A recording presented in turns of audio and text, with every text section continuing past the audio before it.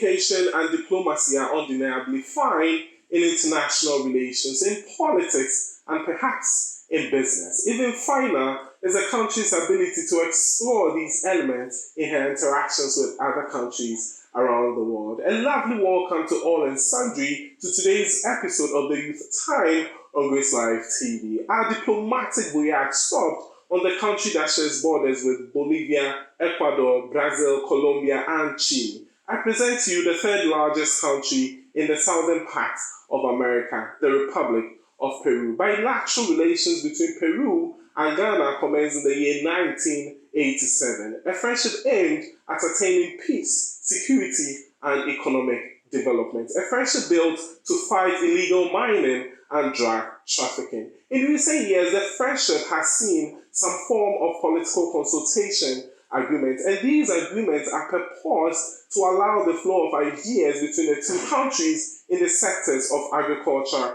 gastronomy, commerce, and tourism. Joining us on an exclusive diplomatic one-on-one is the Peruvian ambassador to Ghana, His Excellency Ambassador Abel Antonio Cardenas Tuppia. Join us as he unveils the trajectory of the friendship between Peru and Ghana. This is the Youth Time on Grace Live TV with me, your host, 𝒂𝒏𝒂𝒏𝒂. You can call me the diplomatic voice of the youth. Grace Live TV, diplomatic information, and more. Don't go anywhere, the show commences very shortly.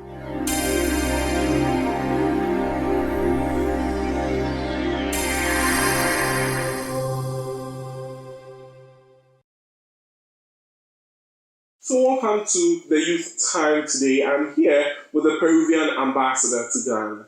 Your Excellency. Good morning, Zeke, and good morning to all the Ghanaian people that are watching us this morning. Please, a very big hug for everybody, and I'm really happy to be here this morning with you. Thank you very much for the invitation. It is a pleasure. 𝒂𝒏𝒂𝒏. 𝒂𝒏𝒂𝒏. Oh, thank you. 𝒚𝒂𝒂𝒏𝒂𝒏. Right. So if you could do it in a sentence, if you could sum it all up, who is His Excellency Ambassador Abel Antonio Cardenas Tuppia? Well, I think I am a person who has this enormous honor to represent his country. You know, that is, as you can imagine, an honor for anybody that belongs to a country, because we have this national feeling that makes us try to show the best of who we are, of what we are, and where we come from. Mm-hmm. That is, of course, my case as well. I am a professional diplomat. I have been in diplomacy for the past 22 years. Mm-hmm. And if we count that 2 years of the diplomatic academy, is 24 already, so it's been a while. Mm-hmm. And I have been posted before to New York, then to Honduras, and also in my Ministry of Foreign Affairs before coming here to Ghana. And let me tell you that I'm incredibly happy of being here. Mm-hmm. This is an amazing country. As we have spoken some time ago, we have so many complementary things, not just regarding trade, commerce, products, but also culture. Mm-hmm. I think that Ghana and Peru can complement each other in a perfect way. Mm-hmm. So it is very important to get close. It is very important to get together, and that is my job. That's exactly who I am right now. I am the person which is trying to take or to bring our two countries come together. That is great. So with 22 years of experience in diplomacy, having worked in New York, Honduras, now Ghana, how has the experience been? Any particular highlight you'd like to share with us? Well, the first thing I can tell you is that that's a lot of change, right? Mm-hmm. Because there is a very big differences between the places I have been posted to, mm-hmm. and also the places I had that chance to study in, because I had the chance to make my second master degree in Spain, and I also had the chance to make some courses about foreign policy in Seoul, in South Korea. And the first thing I can tell you about my experience, my personal experience regarding the diplomatic affairs, is that you have to get used to a lot of changes. And the most important thing, enjoy them. You know, I think that is the most, let's say, the basis of where the career is founded. We need to get used to change, and we need to get used to try to do our best with the resources we have wherever we are. Because resources are everywhere different. People you treat with are everywhere different as well. So we need to find a means of communication that is going to let us come closer wherever we are. And sometimes that represents a challenge. But it's always a nice challenge. It's always something nice that we all should experience. And all the Ghanaian young people, I really recommend you this amazing profession. You are really going to enjoy it if you have the chance to be there. That is great. Thank you so much. Coming to our bilateral relations, I mean, since 1987 to date, that is over 36 years. How has the bilateral relations between Peru and Ghana been so far, and what does the future look like for both countries? Okay, regarding this, we have to begin saying that since 1987, it's true, we began our bilateral relations there. But let's be honest, since 1987 until 2014, our relations were more formal relations. We talk about the beginning of diplomatic relations. What is a diplomatic relation? Diplomatic relations is when you recognize another country and you decide to establish a relationship. But that's the decision of establishing the relationship. It doesn't really mean that you are really establishing one. Okay? I have always said that diplomacy and the diplomatic work is like falling in love. When you invite somebody to go out, it doesn't mean that somebody is going to marry you, right? It only means an invitation. And it doesn't mean that invitation is going to come to real. You are just beginning. That's exactly what happens when you begin the diplomatic relations between the two countries. That's what happened between Ghana and Peru in 1987. On the year 2014, we gave one more step. We opened this embassy. Okay, so at the moment in which we opened the embassy of Peru here in Ghana, we made one more step in this relationship. Let's say we made this invitation of go out to come true. It became a reality. Now, since the opening of the embassy, that as you can imagine, it's a very short time. We only have been here for around 8 years.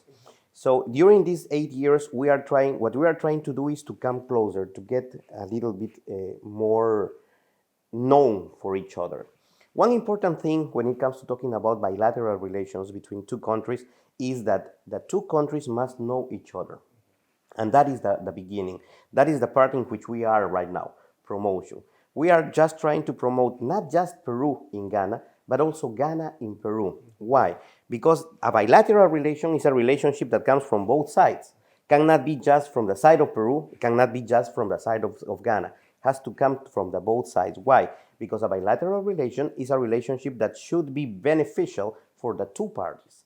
Because if it's beneficial only for one of them, the other party is going to feel left out, is going to feel like cheated. So we don't want that. Unfortunately, Ghana hasn't opened an embassy in my country yet.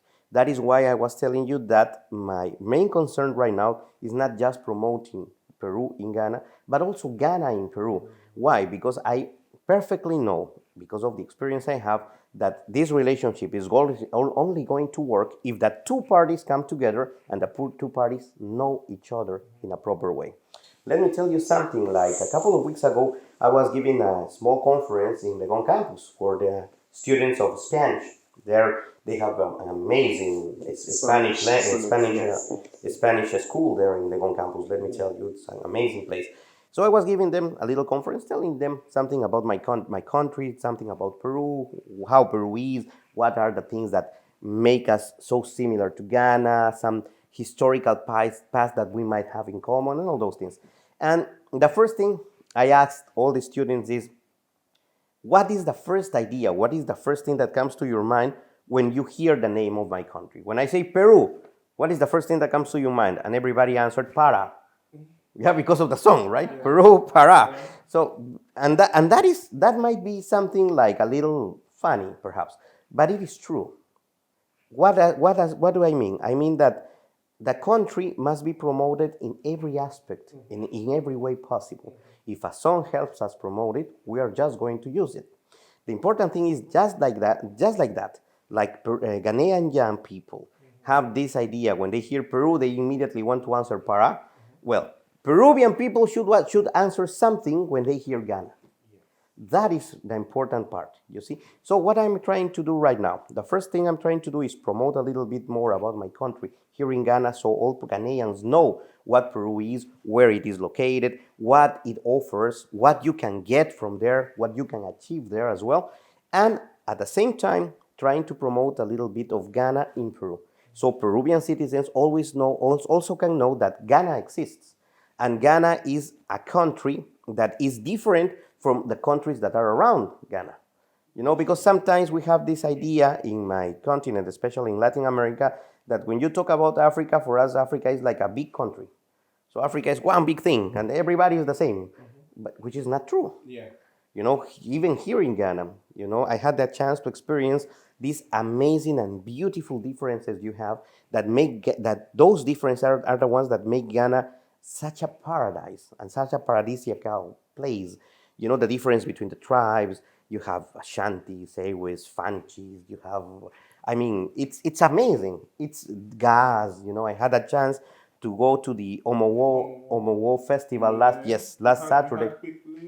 Yeah, I was. The food. Yes, of course, I had the food. Yes, pig play. Yes, that's true.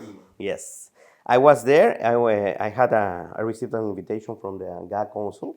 They were kind enough to invite me, and all the Queen Mother was with me all over the time. It was great. And let me tell you, there are so many things that we can say that bring us together, And one of them is food. For example, Ghanaians, you here in Ghana, you like to eat well. Ghanaian food is really nice, it's very tasty. You have amazing dishes, palava sauce, groundnut soup. You have this amazing fufu with goat like soup, which is my favorite. It's amazing. The goat soup is oh yes, banku with okra soup too. Yes, great. I could just What about the TZ as well? With ayoyo soup. Oh yes, of course. With the TZ is incredible. And wache, we were talking about wache sometimes ago. Yes, of course. So you have amazing dishes, and these dishes that you have here in Ghanaian gastronomy, as a matter of fact, should be a little bit more known in places like my country, because we Peruvians, we love to eat well as well. Right now, Peru has been recognized as the second most varied gastronomy of the planet. We have in our gastronomy around 20,000 dishes. So it means that if you eat a Peruvian dish for breakfast, one Peruvian dish for lunch, and one Peruvian dish for dinner, you could eat Peruvian without repeating the dish for the next 30 years of your life. Wow. So it's very varied. But this variety comes because of the fusions we have made with different kinds of foods. And one amazing gastronomy that we can begin to work on fusions is the Ghanaian one, because your gastronomy is amazing. That's one of the first things I fell in love when I came to Ghana immediately. But you won't access the fact that gastronomy was diplomatic relations through tourism, right? Not just tourism. Hold on. There is a way of applying, because what is the tool? What is the aim of diplomacy? The aim of diplomacy is executing foreign policy. Okay. What is foreign policy? Foreign policy is all the objectives you have as a state that you want to get in another state. So how you get them? That's why you need diplomats. They are the ones you tell your diplomats, okay, I want this from that country. Okay, go there and get them. Get that for me. So you go and you have to use all your imagination, all the resources that you can reach in order to get all those objectives for your country. Okay? Gastronomy is a tool of diplomacy. It is not just about tourism. It's a tool of diplomacy. That is why we in Peru created a new concept. Well, it's not a new concept. As a matter of fact, we have developed a concept that already existed, that were before created by especially French and Japanese, that is gastronomical diplomacy. What is gastronomical diplomacy? Gastronomical diplomacy is, for example, the moment in which I come here, I show you my food, I make you like my food, and then I tell you, okay, you want to eat this? Okay, you have to buy my products. So you go there, did you like the pisco? Okay, you buy it. You go there and you can buy it. That's gastronomical diplomacy. However, we developed the concept a little bit more. And that is something that I am planning to apply, and I'm planning to see if we can work here in Ghana. We worked with gastronomical diplomacy with cooperation in Honduras, and let's see if this is going to work here. I'm sure that Ghana is also going to be able to benefit from this. What is the idea? The idea is I bring a professional chef, a professional Peruvian chef, because of the experience of how varied the gastronomy is. The techniques of Peruvian gastronomy are very specific in order to keep some kinds of food especially preservation of food. Mainly when you talk about seafood. Because if you don't know how to manage and how to preserve seafood, people can get poisoned, right? So you need to know how to preserve seafood, especially in places in which you don't have access to refrigerators, right? So we can teach these techniques of gastronomical, of Peruvian gastronomy, we can teach these techniques to the chefs and cooks and owners of restaurants here in Ghana. So they are going to learn something about our techniques in order to cook, and also give them some overview about the Peruvian food. Okay. And at the same time, get some information from the Ghanaian food. So we can begin combining. Why? And you can say, but why do I need to combine my food, right? The reason is very simple. The combination of food is the beginning of our friendship. You know, it's where we begin to show the world that we are together because we are eating the same. You see? What happens when two people get married? Two things that are that big change from being boyfriend and girlfriend to being husband and wife. The two big changes is the first one, you live together. And the second one, you eat the same. You eat the same. You see? You eat the same because you are living in the same house. So that is exactly the same thing that we are trying to do. Now, once we begin with that, we have to show that to the world. How do you show it to the world? There are a lot of ways of making publicity about this. Imagine, for example, we make a combination. I'm just talking. I'm not a professional chef, so don't take this literally that we are going to do this. But let's suppose we combine palabra sauce with ají de gallina, which is one of our biggest dishes, okay? So let's suppose we combine it and we say ají de palabra sauce. Let's say something like that, okay? So I already made it. Hashtag. Yes, right? Right. Okay, let's suppose I already made a dish. Okay, what happens if we win a Guinness record with that dish? What happens if we make the biggest ají de palabra sauce of the world and we win a Guinness record? You know, it's going to be very easy to win because it has never been prepared before. So it doesn't matter if the ají de palabra sauce is this size. It's still going to be the biggest of the world. So we are still going to win, right? But the result is that we are going to appear in that book. And we are going to be known all over the planet. That is the idea. So you see, that is the concept of the gastronomical diplomacy. It's not just about tourism. Now, regarding what you said about tourism, that is the second part of gastronomical diplomacy.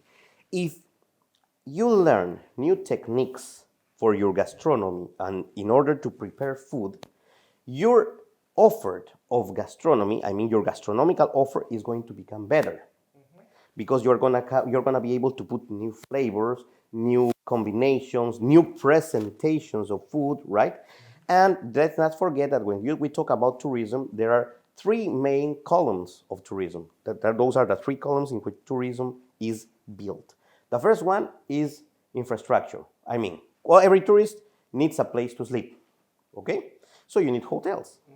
The second one is gastronomy, because every tourist needs something to eat. And the third one is fun, because every tourist needs, let's say,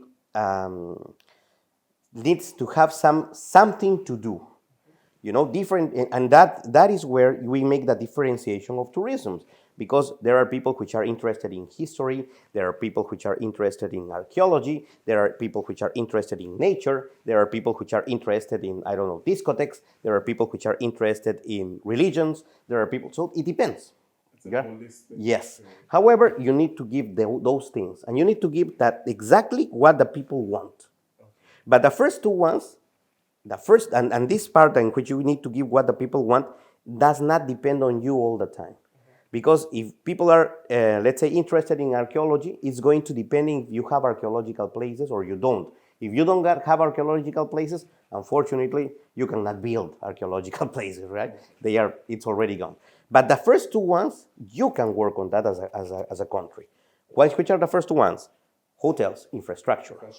And the second one, gastronomy, the presentation of your gastronomy. So if Ghana can learn a little bit more about the gastronomical techniques of Peruvian food and improve the gastronomical offer, it's also going to have a repercussion or an impact on that touristical offer that Ghana is going to give. So it means that So would you say this is what has made Peru the cultural heritage of the Americans? it's part of it.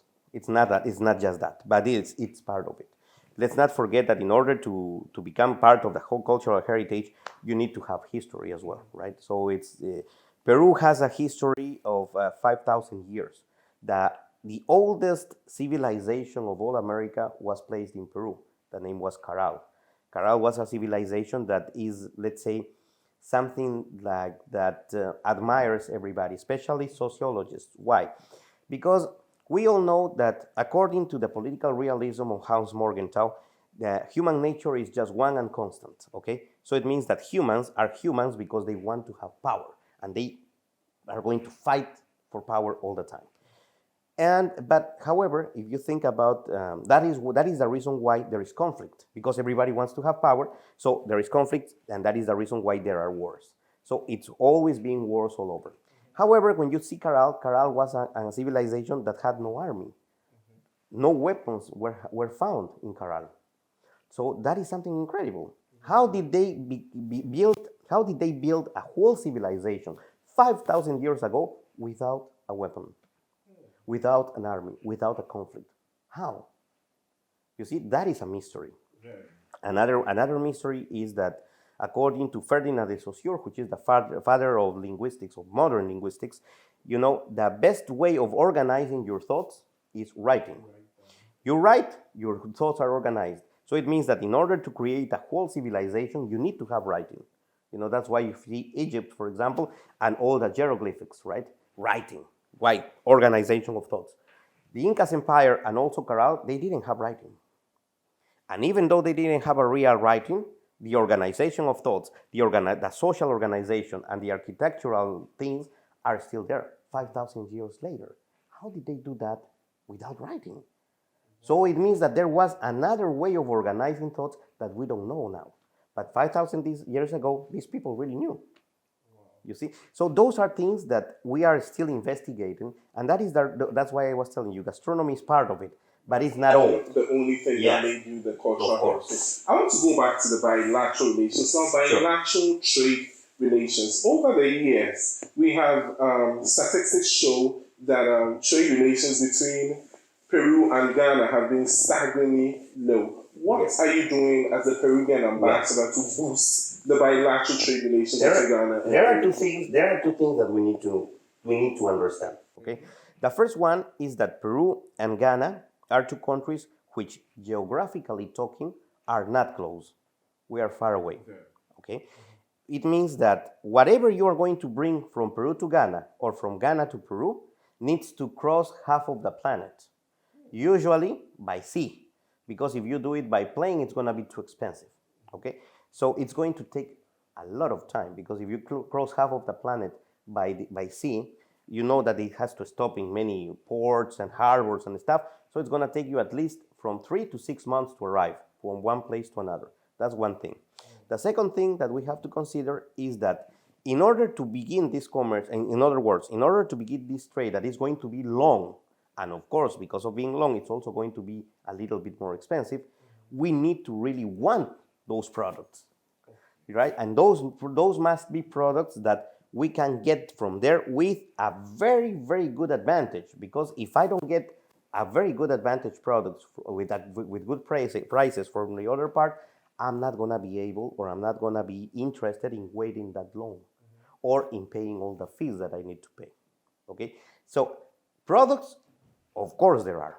As I said before, our economies are complementary. But how do we know what exactly we need? That is going to depend on what I said at the beginning of the interview. Knowledge. We need to know each other. In this moment, what we are doing is trying to promote everything we have, and also trying to promote in Peru everything Ghana has, so we begin to know each other. In order to have trade, we need to have confidence first. Because if your businessmen do not trust the businessmen of Peru, it's going to be very difficult to make a trade, you know? So we need, and how do we trust each other if we don't know each other? So this is the first thing, promoting. After the promotion that we are beginning, unfortunately, the past 2 years have been a a little slow and a little odd because of COVID, the COVID situation that didn't help us do any promotion. Unfortunately, it was everything closed doors and everything was shut down. But now we are trying to start it over. So we are trying to promote this. Once we have this promotion thing, once we have some interest, especially in businessmen, then the second stage of this plan is to begin with commercial trips. You know, you have commercial delegations from Peru coming to Ghana, from Ghana coming to Peru. But let's remember something. Yet again, we are very far away. So, to travel to Peru is not cheap, right? The same as to travel to Ghana from Peru is not cheap. So it's not like, oh, I'm gonna see what happens. No, because nobody's gonna spend that amount of money to see what happens. No, we need to begin building things before. So people are going to go and are going to travel for something, to get something. Other way they are not going to want. That's one thing. The second, if you travel to Peru, it's not just Peru. You are already there. You can go to Colombia. You can go to Chile. You can go to Mexico. Right now, we're sitting down in the Embassy of Peru. But the Embassy of Peru is located in the premises where you can find 3 more embassies: Chile, Colombia, Mexico, and Peru, that we are here. Though we are the Pacific Alliance, right? What is the Pacific Alliance? The Pacific Alliance is an integration system. And this integration system really works. That's why we are all together here. The point is, if you can make, for example, a trip, let's say a road show, right? A road trade trip over the Pacific Alliance, that is going to be more interesting for businessmen. The same thing from businessmen to Peru. If they are going to come just to Ghana, it's like very long and very expensive. But what happens if you tell them, no, but it's not just Ghana, it's ECOWAS.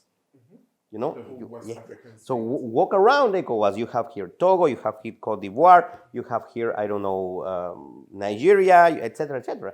So that makes things more interesting. So the second phase, which is this phase in which after the promotion we begin to make the commercial trips to the other country, it shouldn't be just country by country. It should be region to region, because other way it's not going to be that attractive. Wow. So that is the second phase. But as I told you, that is coming a little later. We're still in the first stage of the relationship, of the promotion, right? Before we get to that. Exactly. Thank you so much, Your Excellency. So, ladies and gentlemen, we have been here with the Peruvian ambassador to Ghana, His Excellency Ambassador Cardenas. We take a very first commercial break. The show continues very shortly.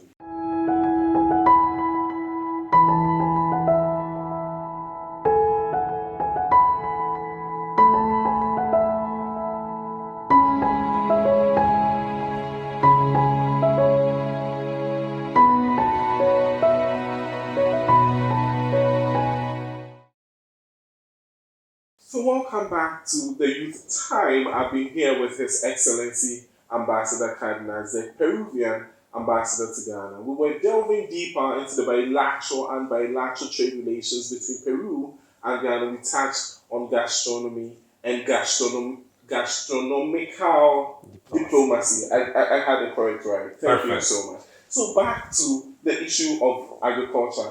You know, Peru is a country that is very rich in agriculture, and Ghana as well. The agricultural produce to your GDP is 7.51. In Ghana, agriculture contributes 54%. That is more than half of our GDP. Yes. How do you think both countries, what best policies can we adopt in agriculture to boost the youth involvement in this particular sector? One important thing when it comes to talking about agriculture is technification. Because if you do not technify your agriculture, it's always going to be like, let's say, the old-time farmer, which is going to grow, and they are going to produce things, and they are going to sell them in the market. Mm-hmm. They are going to earn very little money, and they are going to continue, let's say, in a kind of framework of poverty. Mm-hmm. We need to technify this. For example, in Peru, right now, my country, Peru, is the first producer of asparagus of the world. Okay, we produce the asparagus and we sell almost all our production to China. So we give, let's say, we sell all the asparagus that Chinese people eat. So it's a huge amount of asparagus. But how did we do that? By technification. So we began to learn things and techniques. Those asparagus are, for example, grown in deserts in Peru. So we use a dropping system to water the plant. That was created, we didn't create it, we learned it. It was created by Israel. Israel were the ones who created this system, and we learned it from there. So it's important also for Ghana. You don't have that problem here in Ghana because you are blessed. You are a blessed country. You have a lot of rains, you have a lot of water. So you have no problems of having deserts where you cannot grow things. No, you can grow everything here. But if we technify a little bit more, your production is going to be two things, that the consequences are going to be two. The first one is that your production is going to increase in numbers. It's going to be bigger. And the second is going to increase in quality. It's going to be better. So if you have more and with better quality, it's also easier to export. And you can take all the farmers that are in a framework of poverty, be taken out from there, and be in part of, let's say, the productive society of Ghana, which is also going to contribute, because if they earn more, also there are going to be more taxes, right? So that is also really important. For example, here in Ghana, you have something that I can see that has been developed, and I really feel that you have a point of start there. What I'm talking about cocoa. You know, you are the second biggest producer of cocoa of the planet. You know, I mean, the production of cocoa of Ghana is huge. However, if you are just going to grow the cocoa, dry it, and then sell it outside, you are not really earning what the cocoa really has to offer. But now you are beginning to produce chocolate. And let me tell you something, the Ghanaian chocolate has a very good quality, you know, even though it's just beginning. So if you develop this, you put more technology to this industry, you are going to be able to have a really huge industry. You know, I can see in the next 20 years, for example, Ghana as the biggest producer of the best chocolates of the world, instead of talking about Sweden, with a pardon of my Swiss colleague, of course. But I can see that.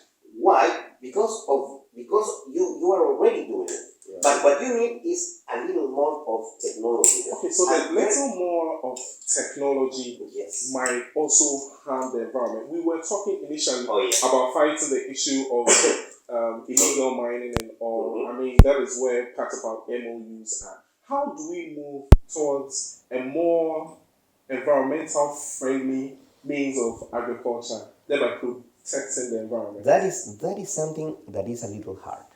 You know, it's is not it possible? It's possible, but it's hard. I never said it wasn't possible.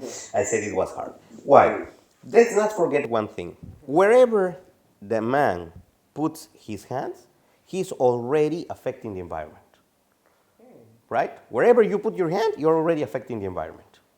With or without technology. you are going to affect the environment.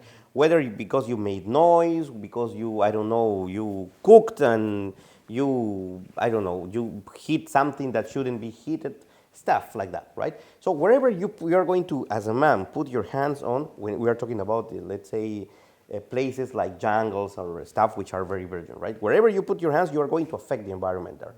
Unfortunately, that's a reality, and that cannot be changed. So what are we going to look for, or what should we be looking for? We should be looking for having the least affection we can cause. That's the point. You are still going to affect it, but that affection should be very, very small, the smallest you can. That's the idea.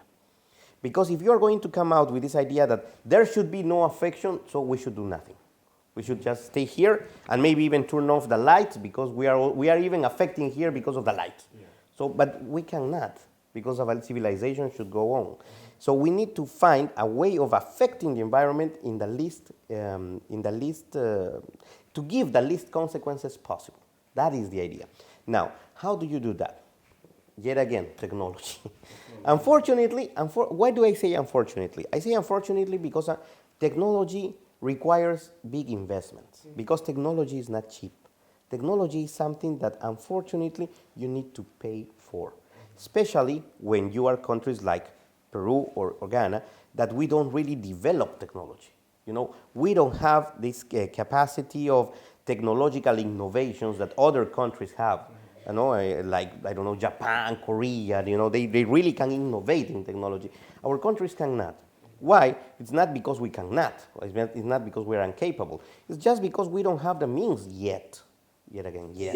Yet. So, Yet. what do we need to do? We need to invest in that. And that is another issue, because where is the investment going to come from? Of course, the investment should come from the private sector. We all agree on that. You know, I would be crazy if I say no, because the private sector has a very important role to play here. However, it's not just the responsibility of the private sector.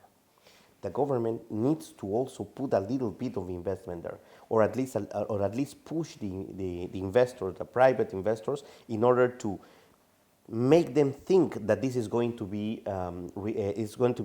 a reliable, suitable, and they are going to earn money from there.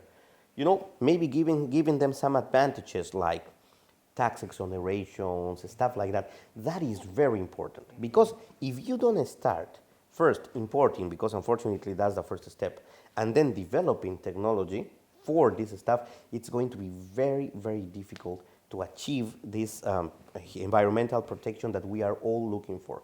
And yet again, we need to be clear on this. When you talk about environmental protection, it doesn't mean zero consequences, because that is impossible. There cannot be zero consequences. There will be. The point is that the consequence should be the least possible. And when you have the smallest amount of consequences, those smallest amounts shouldn't be dangerous either, for the environment and for ourselves. That is the idea. So we have to work towards that. When we have this clear, we have clear that what we are going to aim for, and we have clear also what the path is going to be regarding this technology and investment that we need, then it's not easy, but at least we already can make a plan, right? Now, when you talk about technological interchange between countries, that is also something really important, because let's not forget that you can buy technology, but unfortunately it's expensive. So it's also another way of getting this. It's also by the exchange of good experiences between countries. That comes South-South cooperation, and that is something really important that we have to begin working on with my country, because we can exchange experiences about a lot of things. Ghana, for example, is the first producer of gold of Africa. My country is the first producer of gold of America, and we are the sixth producer of gold of the planet. So it means that our mining sector in Peru is incredibly big. 40% of our GDP is made exactly. Yeah. You know, especially copper, gold, silver, and zinc, because we are the second producers of gold, of copper of the planet as well. So it means that our mining sector is very, very important. Of course, we have a lot of rules and a lot of laws which protect the environment for the mining production, and most of them work. Yeah, our big mines, the formal investments in mining, they all respect the environment with this idea that it's not zero. We have to reduce it to the minimum. That's the idea. But it also attracts informal mining. Why? Because, you know, if you are producing a lot of gold, I can also get some money and I'm doing nothing. So I go there and I do it and I don't pay taxes. And the problem is that this informal mining is the one which really challenges the environment. Why? Because instead of, for example, when you get gold, I don't know if you've ever been to a gold mine, but if you go to a gold mine, you are going to realize that the gold is not like, it's not that you see the gold there. No, it's in stones. So you have to break the stones, and then you have to wash the stones and separate all the minerals. And once you have separated the minerals, you take out the gold. So it's not a simple thing to do, okay? But how do you take out the gold, and how do you separate the gold from the other mineral? The easiest way is to use mercury. You use mercury, and the mercury makes the gold come out immediately. It's very simple. But the problem is that the mercury is terrible for the environment, because it really, really dirts everything. And if you put the mercury to the river, you are going to kill everything in the river. But it's the easiest way. So, and it's the cheapest as well. So if I am an informal miner, what am I going to do? I'm going to use mercury, because it's the easiest thing. And it's cheapest. But I'm going to throw that to the river, and let's say 6 months later, there's going to be not a single plant around. I destroyed it, you see? So that is the danger. So what we need to do, that happens in Peru as well. We don't call it galamsey, but we have our galamsey. So what do we have to do? Do we have to fight them? Do we have to go and kill them and put them in jail? And that's not an issue either, because I can put in jail the father, but that father has a son, and the son needs to eat. So he's going to come out to do the same thing because he doesn't know anything else to do. So we need a real program. We need a real way of avoiding this thing, right? We need to give them something to do and teach them that what they are doing might get them some money today, but at the end of the day, they are going to be poisoned by mercury themselves. So then what development assistive policies are we putting in place to replace all these things that are coming? That is a very good question. Why? But because it depends. It depends on the place. It depends on the environment of the place. It depends on the economical activities of the place as well. Because don't forget that in every mining localization, you have, besides mining, some other economical activities. So it depends on that. What you can offer them. But once you offer them that thing, you have to show them that it's also going to be good for them. I mean, they are going to be able to make some money from them. And you need to also give them a hand, because they are not going to be able by themselves.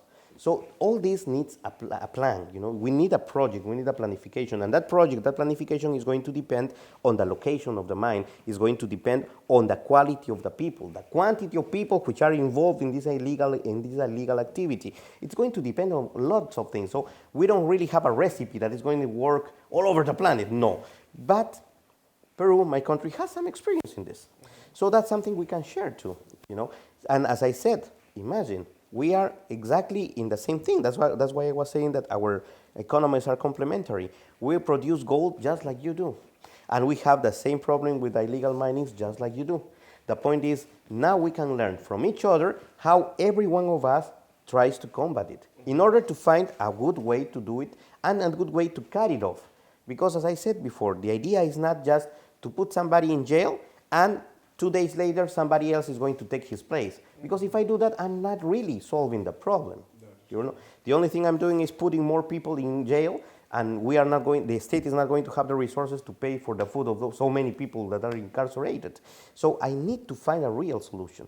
And of course, my country is not that my country has the solution for everything, but we can think about it together. You know, we can begin a cooperation process in which we can think about these things together.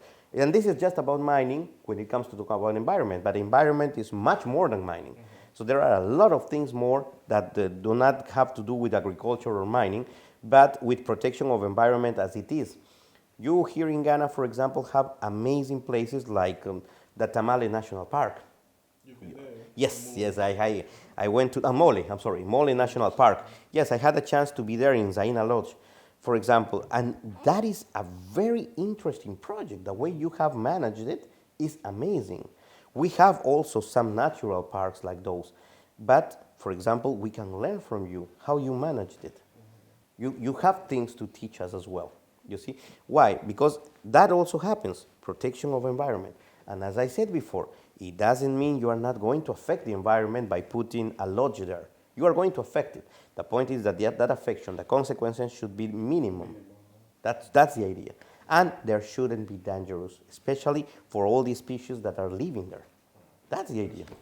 Thank you so much, Your Excellency. So one way of assisting the youth to take up leadership positions and all is by creating programs and forums for them that will help them unleash their potentials. What is the embassy's entrepreneurship program to the youth of Ghana? Are there any? How do we access them? Well, let me tell you, let's say entrepreneurship program by per se, my embassy doesn't really have one entrepreneurship program directly. What we have, what we do here in the embassy is we offer some positions of internships, especially for Spanish students in Legon campus. We also give, for example, as a way of encouraging people to study more, my embassy gives a prize every year for the best Spanish student of the Spanish school in Legon campus. And we offer that person a 6 months internship here in the embassy, where they have the chance to speak a little bit more of Spanish and all those things. However, that is not really a real program for all the youth. right? The idea is to make something bigger. However, before making something bigger, we have to consider two things. The first one is that when you talk about, let's say, for example, a scholarship or an exchange program between students from one university from Ghana to one university of Peru, the first thing you have to consider with those programs is that you are talking about very young people, right? You are talking about people which are between 16 to 22, 23 years old, right? So since they are very young people and you are going to make them travel half of the world away, right? They are going to be alone there. So we need to give them a framework of security. We cannot begin these programs without having a very good framework agreement that can give them the security in case of anything. Let's not forget that unfortunately, nowadays in the world we see a lot of things. Human trafficking, we see modern slavery. There are so many things, and which are affected by these things, especially youngsters, youth. Because the aim is not for people like you and me, unfortunately. Yeah, it's the young, because they can be cheated very easily. They are people which are innocent, and most of people, there are very bad people all over the planet that try to take advantage of this, of the innocence of young people. So we cannot put them at risk by making them travel half of the world and leave them there and you go and study. And what happens? What else can happen there? Who can they meet there? Maybe they can be cheated. Maybe one day they don't communicate with their parents and we don't know about them anymore. So what do we do? What do they report? Yes, how, exactly. Or let's suppose they had an accident. So what do? They are alone there. So we need to give them security. So that's why before beginning any kind of exchange program, when we talk about young people, we need to have a very good framework, a framework agreement that is going to provide all the securities for all the parties involved. Why? Because we are talking about the future of a country, and you don't mess around with your future. Just the same way I don't mess around with the future of my country, I wouldn't be able to mess around with the future of Ghana, especially because, as I told you, I have come to love your country. Maybe not as much as you do, but I have come to love it. You can be sure of that. I love my country so much. That's why I told you, maybe not as much as you do. But let me tell you, you have an amazing country, and Ghana, as a country, have a lot of potentials. But of course, this is something you have heard since you were a child, right? Ghana have a lot of potential. Yeah, we all have a lot of potential. Yeah. But the point is that this is something for real.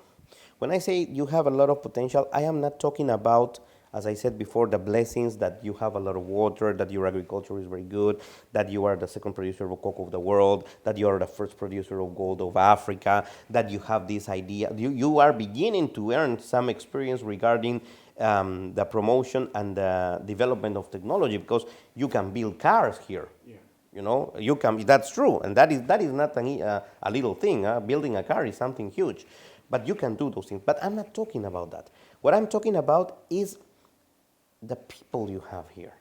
And I'm not talking just about young people. I'm talking about everybody. I have been here in Ghana for 2.5 years now. Unfortunately, these 2.5 years have been, like I said before, a little bit indoors because of COVID and all these things. However, wherever I had the chance to be, wherever I had a chance to go, I can tell you that I have always been welcome. Ghanaian people are really friendly people. You are really open. You are people which are, you don't think wrongly about people. You are open, you are nice to people, you don't come with this suspicious that some other people can look at you like say, no, what does he want? No. You are very open. And that is a very huge advantage. Why? Because, for example, if you want to develop tourism, what does a tourist want? To go to a place where people are going to be nice at him or her, or go to a place where nobody's going to talk to you? I prefer to go to a place where people are going to be nice. So you have a huge advantage, and that's about tourism. Let's talk about, let's say, development of technology. In order to develop technology, you need to be able to take risks. Because only by taking risks, you develop things. Because it's just error correction. That's the way you make things. You make things and you make progresses, right? Ghanaian people are not afraid of trying things. That is something also very important. You are not just nice. You are not afraid of trying things. You know, you take the risks. You go and you take the risk. Why? Because somebody tells you this is going to be good for you, so you go and take the risk. That is also something really, really important we all have to consider. And the third thing, which is also incredibly important, is that you all are smart. I mean, Ghanaian people are very intelligent. I have never met any Ghanaian person that I can say, oh, poor of him or her, right? No, no, no. You are a very intelligent person. You are easy learners. Look, all of you speak at least 2 languages. All of you. There is not one sole Ghanaian, that cannot speak at least 2, at least. Many of you speak 4, 5, 6. Why? Because you speak Twi, you speak Airway, you speak Ga, you speak Fanchi, you speak, I don't know, something that they, Hausa, right? And besides English. Come on. Do you think, so that shows you how smart you are. That shows how intelligent you are. You see, it's just that you haven't realized that. You know, when you talk about people, for example, when I talk to people or they make me interviews, people used to ask me, how many languages do you speak? You know, and I say, well, I speak 3 languages. And I say, oh, it's a lot. But I don't say it out loud, but in my mind I say, but you speak more than me. So it's not a lot. On the contrary, I should be ashamed because I speak very little in front of you, right? And we are talking about regular people. We are talking about the people that are walking around the streets. I am not talking about diplomats or me. No, I'm talking about the regular people. You speak 4 languages, 5 languages. So come on. That is the third thing that really gives this potential to Ghana. You are very intelligent. The important thing is that you have to use that intelligence, right? That is the thing. And that comes from first recognizing how nice, intelligent, and important you are. Not just for your country, not just for Africa, for the whole world. Because a huge Ghana, a good Ghana, a big Ghana, a rich Ghana is going to enrich not just Africa, is going to enrich the whole world. That is great. Thank you so much, Your Excellency. This is where time permits us. But before we take leave of you, this is your camera. Your final words of advice for the youth, not only the youth of Ghana, but everywhere.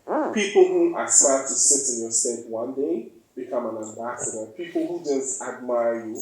What words of advice you have for us? Look, I'm going to tell you a story. This is a story I told a couple of times before, because I think that it gives you this idea, not the idea, but let's say it gives you the message that I would love to give this morning, right? The story says that there was a man, right, that was this, let's suppose, a wise man that was always giving conference in front of 3,000 people, sharing a lot of knowledge, right? And as usual, because this happens all over the world, when there is somebody which is very good, when there is somebody which is successful, that knows a little, there are a lot of enviness around, right? So there were a couple of envious people. One of them said, hey, you know what? This guy believes that he knows everything, that he's amazing. So let's do something against him, you know, because he deserves it. He doesn't deserve to be so successful. I said, okay, perfect, but what do we do? I said, let's see. What do you think if the next time he's giving a conference in front of, I don't know, 3,000, 4,000 people, you raise your hand and you ask him a question so difficult that he's not going to be able to answer you? So everybody's going to see that he's a fraud, that he's an ignorant, and he's going to be completely, you know, he's going to lose all credibility in front of everybody. I said, okay, perfect, that's a great idea, but what should I ask? I said, what do you think if you take a bird? You take a small bird between your hands, and when this guy is talking, you raise your hand and you ask him, tell me that you are so wise, right? What do I have between my hands? Life or death? If he says life, you just twist the neck of the bird and you tell him, no, it's not true, look, it's dead. And if he says death, you just open your hands and the bird is going to come out and fly. So whatever he answers, he is going to get it wrong. So perfect, right? The day of the conference arrived. This wise man was in front of 6,000 people, you know, talking, giving a lot of things, a lot of incredible things, a lot of knowledge. And suddenly, just as projected and just as it was programmed before, this guy raises his hand and he says, hey, you great master, you that you know everything, right? What do I have between my hands? Life or death? This wise man looks at him. He has an intuition, and he answers him, you have in your hands whatever you want to have in your hands. You have the power from life to death. And that's the truth. Everybody, especially young people, you have in your hands whatever you want to have in your hands. Your hands can be hands that can build a better future, can be hands that can help other people, can be hands that can give love and achieve stars. But those hands can be hands also that can rape, can destroy, can rob, can be corrupted. What you are going to do with your hands is up to you. You have the power of life and death. Thank you, my friend. Thank you so much, Your Excellency. It has been a pleasure having you. So, ladies and gentlemen, I've been here with His Excellency Ambassador Abel Antonio Cardenas Tuppia, the Peruvian ambassador to Ghana, delving deeper into the bilateral relations and bilateral trade relations, development assistive policies and measures to achieve the SDGs in Ghana. Until then, the Youth Time Show comes away another time on 𝒂𝒐𝒗𝒊𝒏𝒂𝒄. It's bye for now.